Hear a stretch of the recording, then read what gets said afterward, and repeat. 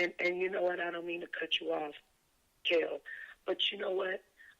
In my house when my kids was growing up, even when they were in high school, they couldn't play no rap music in my house.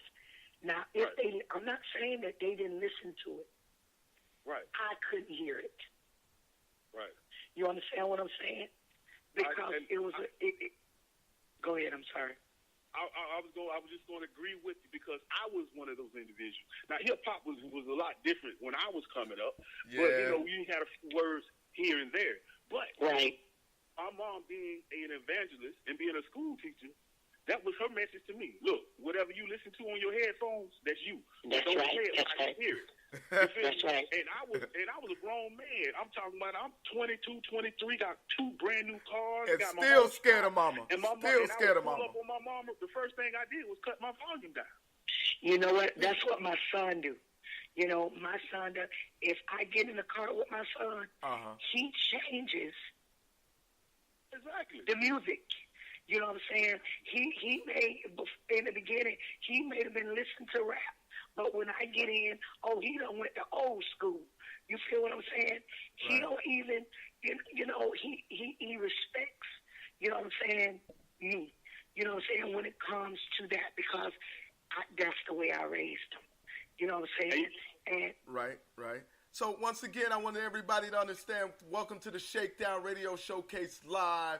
We got a special guest, Alfred Jones. He is a mentor, a motivation speaker, and we're talking about a little about what he does, how he got into what he does. Definitely follow him. He has a Facebook page called Expanding Territories. I would definitely have that link up for his page. I want you to check out. Once again, don't forget to subscribe to Shakedown YouTube channel. If you want to join the prizes, the guest prizes, may have some tickets, some information to get a hold of Frederick. Don't forget our vegan conversation and so on. And Gas Up Wednesday, you may win some gas money. We're sitting here with my co-host, Katrina Diamond, in the house. Hey, everybody. Yeah, we know she sounds like a dude. It is a female. We know what she sounds like right now. Right? But it is a female. And then we got our primary superstar, good friend of mine, Alfred Jones. Alfred was going into the detail about mentorship, what it means to him. And I want to say this. I think mentorship needs to start with a stranger coming into your home, but it needs to start from within your home. Like your mother, your father. I don't care if you're a single parent or not. The mentorship starts in the home, right? If you don't start the mentorship in the home, you're going to have a child get lost into the cycle of society or what's going on the streets, what the hustle is. Now, Alfred, you can agree with me or not. How valuable do you think mentorship should start in the home? Look at here, man. I'm the product of a mentor in my home. Once again, my mom, she's been gone for about 6 years now, Alveda J. Edwards. And here in this area, she's well known. I mean, she taught everybody. I mean, and one of the things she did, one of her things she did while she was teaching, especially this was her month, Black History Month. She would go over and above just to make sure that her people, meaning her community, her black kids, her whites, her Hispanics. My mom didn't see the color when it came to kids and when it came to motivating, when it came look at me, I was the only child my mom gave birth to, but she got about 300 or 400 kids. You can feel me? I understand that. 300 or 400 kids. And they all, matter of fact, man, I switched jobs about a year ago. Changed distribution centers. And it was on this year. Young man, I haven't seen him since he was in school. And he's a couple years older than me. And he walked up to me. He said, "Hey, man, I know you don't remember me, but are you Miss Edwards' son?" And I'm like, "Yeah, that's my mom." And he said, "Man, I just want to let you know I love your mom." And I was like, he went to tell me his story. And he was like, he had an event. Kid, parents were, poor, didn't have too much. And he had an event he had to do at church. And my mom went out and bought him a brand new suit, had it tailored. Matter of fact, I remember this story because she used me to tailor the suit for this young man. And he was like, man, you just don't know how much that did for my morale and how much she was a part of my life that helps me be a better dad and husband. And, man, I had to, I'm a big dude. I'm, even 6 feet, about 300 pounds, and I had to fight back the tears because I started remembering some of those things, too. At the time, let me tell you something. Every time, a mentor get a hold of you, then they're all going to be good. Right. Sometimes you got to get that tough love. Right. But it's those moments when you receive that tough love, later on, you may not be able to appreciate it right then, but later on down the line, when you run into a situation, you're able to tap into that lesson.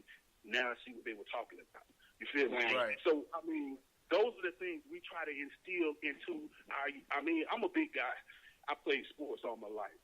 And with some of the kids, if they don't see that instant success, they don't want to put the work in. So we got to kind of not only teach them techniques, how to be successful on the field or whatever sport they're playing. You got to kind of coach them up. You got to coach them up and, hey, man, you got to have that fight in you. You got to know, even when you don't see your success, it just keep going through the mess. Stick with the process. Trust the process. I love that new slogan by my man Embiid in Philadelphia. You got to trust the process because it's when you're trusting the process, going through the reenactments that you've been putting together, then you'll start to see some results. You feel me? Because we walk by faith and not by sight. Oh, man, you're absolutely right. It, but you got to believe it. Right. By faith and not by sight.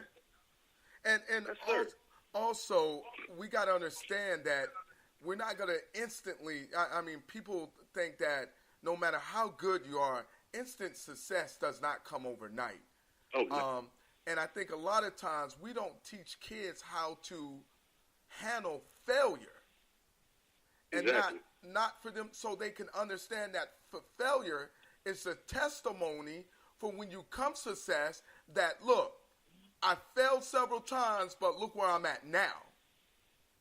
And if you learn how to handle failure well, when you do get successful and you're successful and fall just a little bit, you won't fall a lot because you know how to handle failure.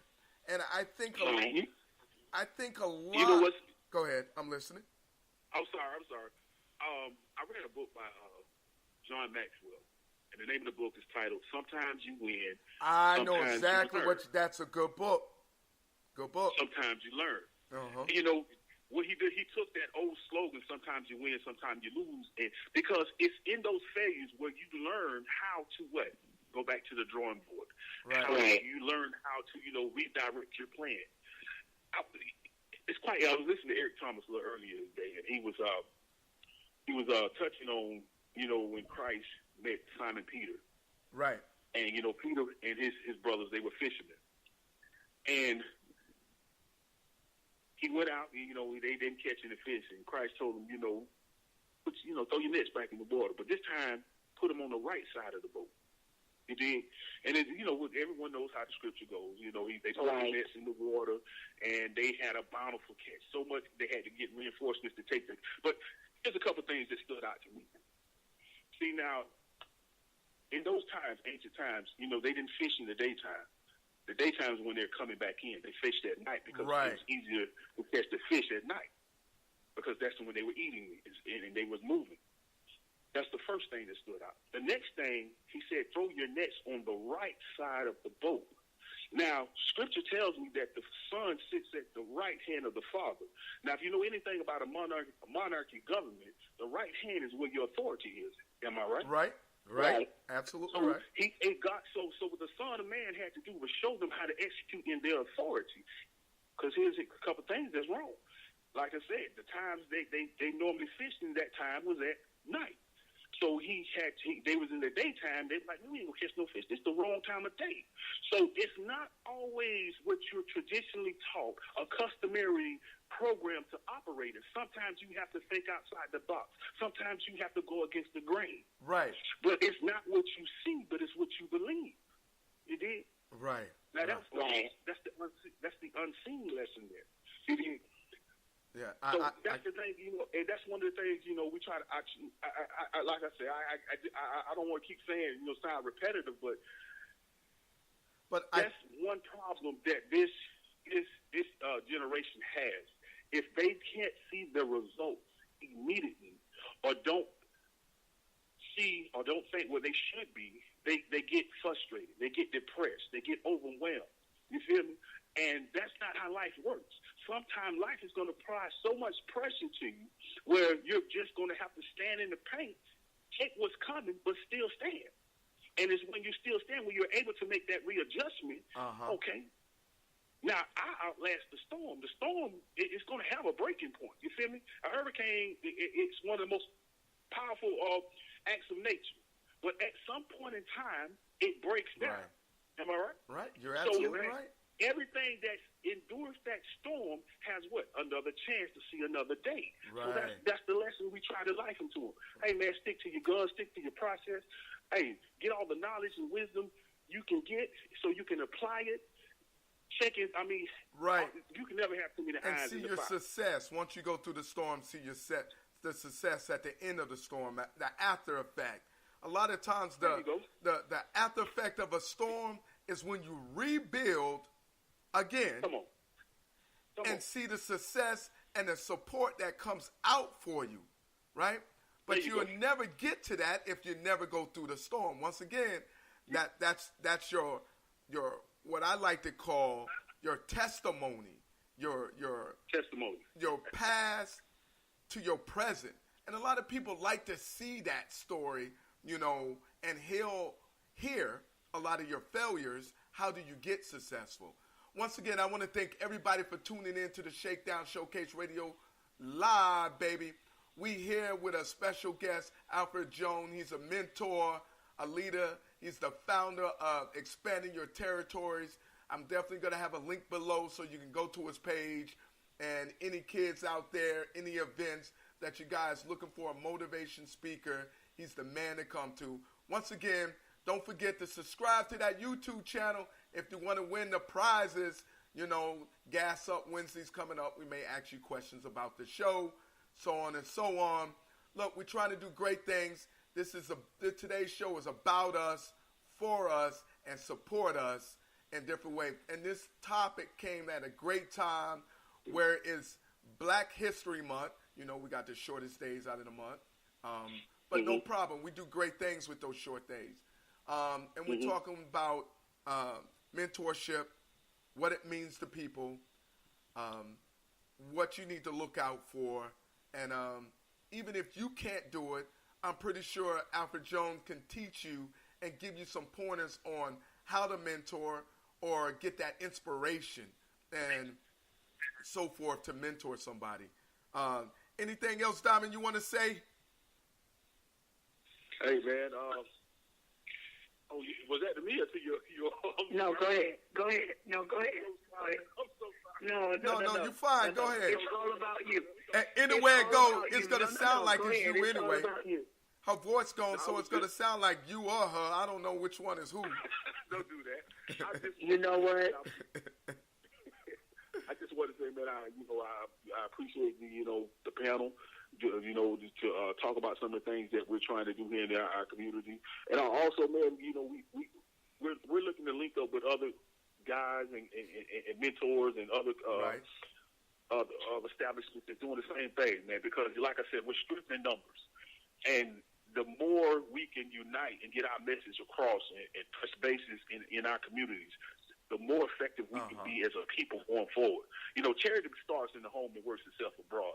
And like I say, I love all races. I love all my people. I don't see color because my diverse background, ethnic background itself is so diverse. Yes. I mean, I got it all.